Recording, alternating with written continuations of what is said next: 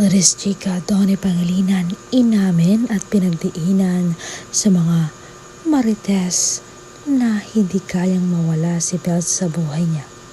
Saad niya, literal na, anong gagawin ko kapag nawala siya? No. Hindi ko kaya kasi hindi ko na kayang isipin yung buhay ko na wala si Belle. She became one of my safe place, the person who keeps me strong kapag sobrang bigat ng lahat.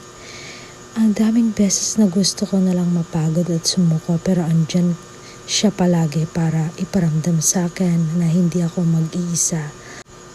And yes, nag-aaway kami, nagtatampuhan pero lagi pa rin naming naaayos kasi pareho kaming takot mawala yung isa't isa. I love her so much to the point na umiiyak ako kapag hindi ako okay kasi natatakot ako na kapag dumating yung araw na mapakod siya sa akin. Kaya please wag mo akong iwan, Belle, kasi hindi ko alam kung paano ko kakayanin kapag wala ka na sa tabi ko.